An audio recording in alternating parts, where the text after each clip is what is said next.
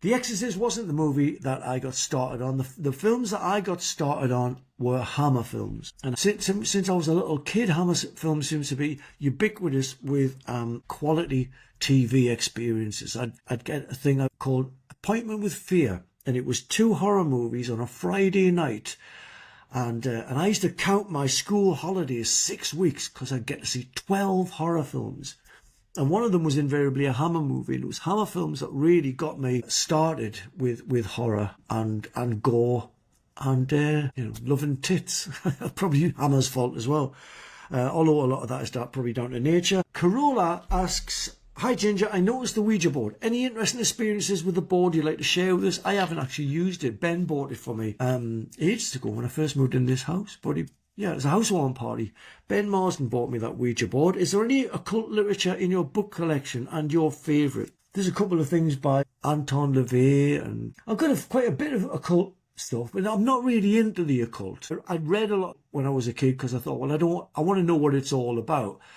And I realised, it's probably got an important place in the scheme of things, but nowhere I'm really that interested in going. I do believe there's dark forces at work. And people that are into that sort of thing, manipulation and hexes and all the rest of it, not my thing. Tell us about a famous person you met whose good or bad reputation was the opposite of what they were like in real life. Who surprised you in either a good way or a bad way? Fortunately, I haven't met too many cunts in this business. There's been a few, and they're usually people in small bands. The people in big bands that have sustained this for a while tend to be good people. That's how you last in this business. If you're going to be an arsehole to everyone, then you're probably not going to last very long. Or even worse, be an arsehole to some people and then lick the arse of other people. That'll get you blacklisted. Jason and the Scorchers surprised me because they were absolutely lovely and really took me to their bosom, their big southern Nashville bosom. And they were just beautiful people. Fantastic musicians, amazing spiritual people. Jason and the Scorchers really surprised me because they were lovely. And I didn't know how they were going to be, but they were much nicer people than I thought they were.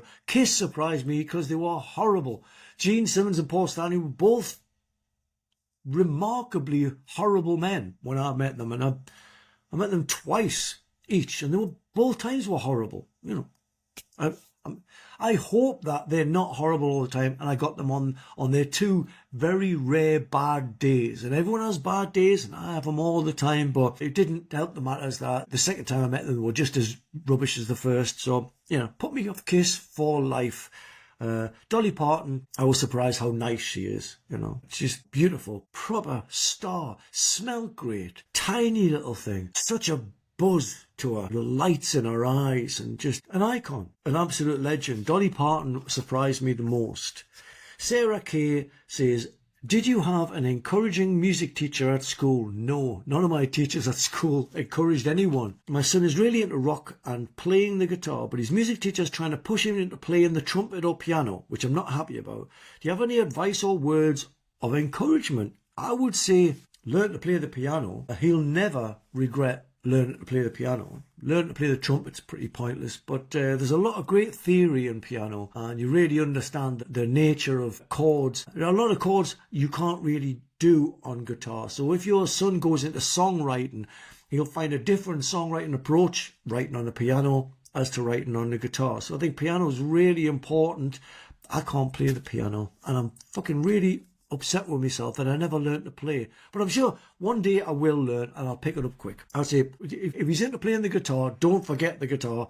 You don't need to. But it's school. It's teachers. They're fucking useless for the most part. So, concentrate on getting your music theory down, and piano will do that. It might even teach you to read music, which would be good, but it'll teach you to write, and that's really important. That's what I would say. Words of encouragement. Just keep going, especially when you don't want to keep going anymore, especially when you want to give up, which still happens to me now. It's a vicious business. It's not for everyone. You've got to have pretty tough skin to get through with this business. It's basically run by a lot of people who don't like music very much. They certainly don't like music as much as they like money. And that can really put you off when you realise that you're speaking into a void. You're not really doing this for the same reasons as a lot of the people working with you probably are. But don't let that put you off, because what you're doing is an art form, and making money is not an art form. What any one of these experts wants to tell you otherwise. But yeah, stick with it, especially when you don't want to stick with it. That's my advice. Nikki says, do you still have your first guitar? Jesus, no.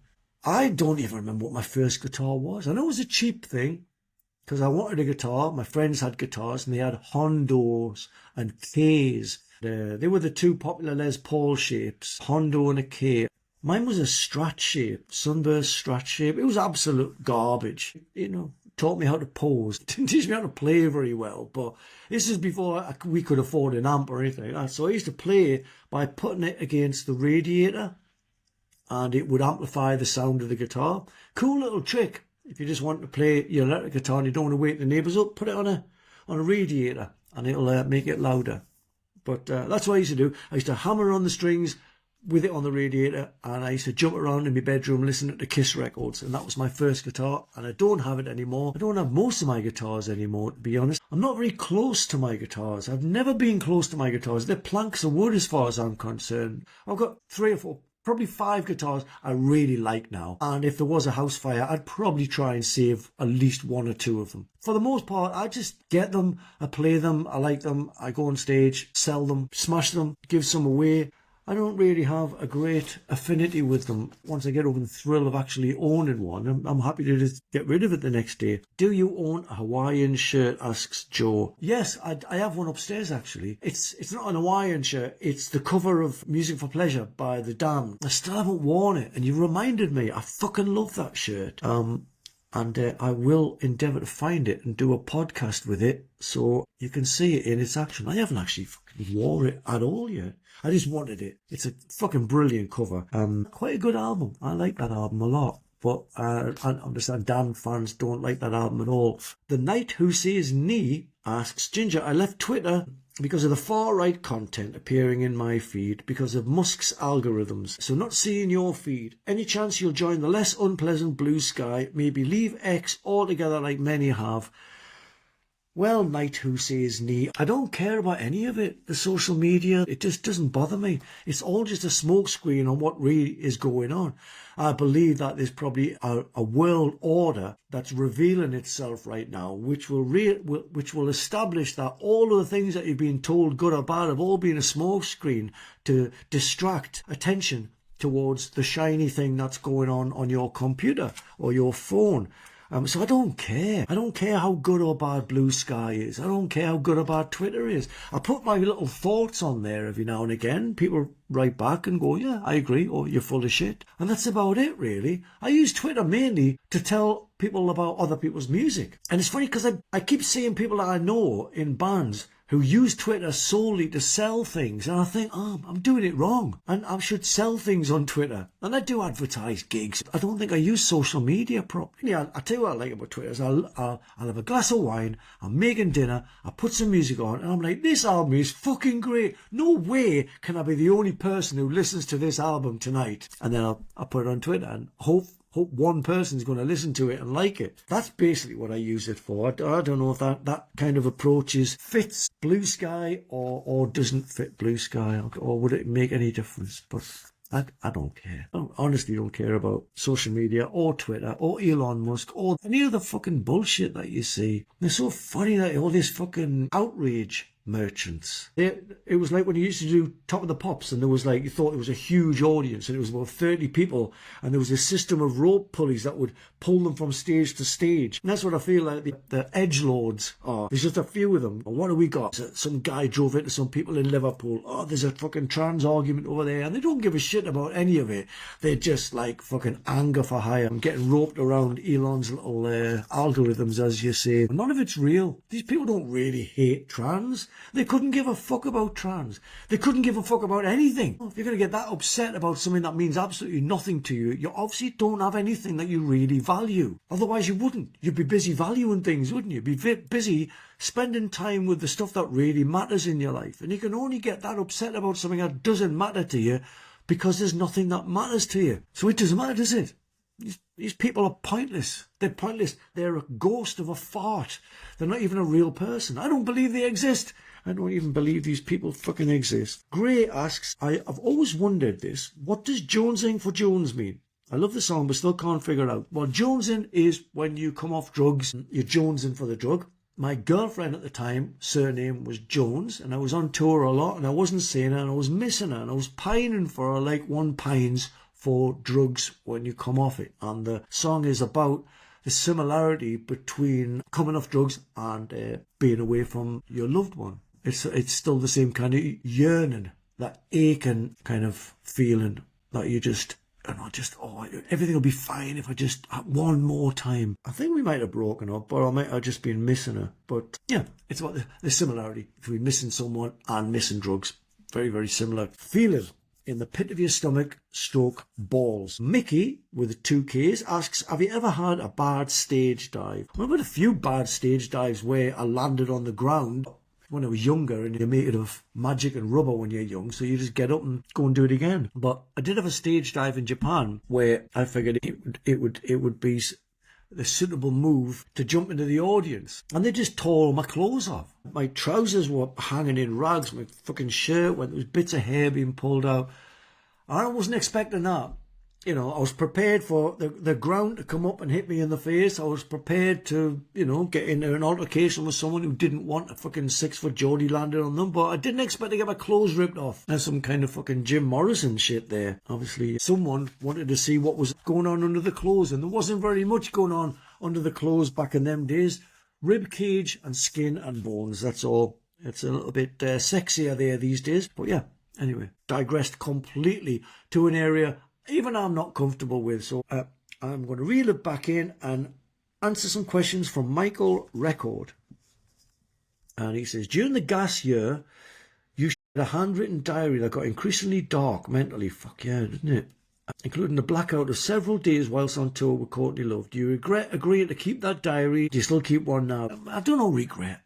It was a stupid idea. It was a really bad idea because it was a bad time to keep a diary, because there was a lot going wrong in my life and I was mentally in a really bad place and shouldn't have really been writing about it. But again, I'd got no shame about stuff like that. I believe in pathological honesty because things change, and hopefully you can always look back, if you're trying to improve as a person, look back and see the past fondly for how far you've come and how naive you were back then. Thank God I'm not like that now. But yeah, I kind of, although I haven't read it, obviously, I do remember it just being the ramblings of a madman, basically. And there's been some times in my life where I have been, clinically mad. I just haven't been diagnosed as being clinically mad, so I'm still out there doing stuff. I don't think I'm clinically mad right now, but today I feel a little bit woozy. But that's just having a fucking head, isn't it? That's what happens with people that have got a fucking brain. It sometimes doesn't want to play ball. But I do keep a diary now. I do keep a journal now. Where is it? Yeah.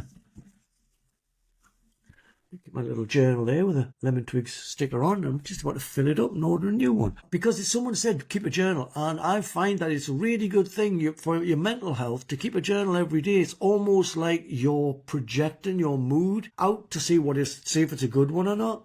And 9 times out of 10, I'll start off somewhere and then see how much better the day gets. And it very rarely continues in the same vein as the first paragraph of the journal. So I find that, apart from the fact that it grounds me and gives me a moment to relish being in the moment, and it's a good exercise, pen. I write too much on a fucking keyboard these days. I like having a pen on paper, but I think it does the head a world of good to see how things are going from moment to moment. Anything that keeps you in the moment, I think, is a really good thing. That's the plan, is to stay in the moment, because it's all you've got. It's all you've got. The past and the future don't exist. I know you can imagine that they do, but they don't. It's all about now, and a journal does help you do that. Have you read any of Danny's book? Well, yes, I was given it because I had to go through it to look for bits that were defamation of character, and I flipped through it, and it was really boring. I read a lot of books. It was a boring book. There's nothing happens in it. Danny's life has been really colourful, but all the colourful bits he doesn't mention. He mentions me way more than he needs to. Just a lot of unnecessary things about me and him, how ill words with each other in fucking 1994. Gives a fuck, honestly. Surely there's more interesting things to write about than disagreeing with me. So I didn't enjoy any of it. I had to flip through. I went, you got to take that out, take that out, take that out. It's bullshit, really. I want to read someone's book who's in my life and enjoy it. Go, wow, I didn't know that. Not just someone fucking bad-mouthing me. It's exhausting, isn't it? When people just fucking have nothing good to say about you. And you're like, that says nothing about me and everything about you. You're fucking bored. You're bored with your life. If you can find time to slag me off, you're bored with your own life. I've got no time in my life to badmouth anyone else because I enjoy things. I like doing things. You're not welcome. Nor are negative feelings. They're not welcome either. So yeah, anyone's going to write a load of negative or say a load of negative things about me, sort your fucking life out, man. You've got demons of your own that you're not dealing with. That's why you're unhappy. Not because of what you said to me or I said to you in 1993. Given that the past pyro on stage has usually been a bang and gone, did you enjoy getting inside the cold pyro sparks on the latest tour? No. Fucking hated it. I was promised pyro on the last tour. And then I turned up on the tour and I hadn't been told there was no pyro. I could go into a lot of things that will probably steer that into blame. And I don't want to blame anyone. The communication was fucking shit. And I paid a fortune for a load of pyro that never even turned up. I don't like cold sparks. I found a use for them and I stuck my guitar in and that was fun. But I like pyro, hot pyro. I don't like cold pyro. And I hate those CO2 fucking compression things. It's smoke that makes a huge noise. That's not my idea of pyro. My idea of pyro is bombs going off, detonated gunpowder going off. I was really disappointed with the pyro on the last tour, and I was really disappointed with the company that did the pyro on the last tour and how they handled communicating with me. And so I paid a load of money for a load of pyro that we never used. Fucking don't even want to talk about pyro. I'm not into it anymore. I had this dream that it was going to be great, and I was assured it would be great, and it wasn't communicated properly. And right now, I just like pyro lives in that dark room that I keep locked, along with painting and stuff like that. You know. How did you first hear of Carol Hodge? I heard of Carol Hodge through Kelly Compulsive. I was doing some work with Kelly Compulsive and we were doing a gig, and it was a Halloween gig, I think it was. I said, you know a piano player? She said, yes, friend of mine, Carol. And came down, and I've always thought that Kelly and Carol could be sisters. Very, very similar personality, similar kind of energy. Not entirely dissimilar looking ladies either, but both very, very talented as well. Politically spot on. A lot of time for both of them. But that's how I first heard of Carol Hodge.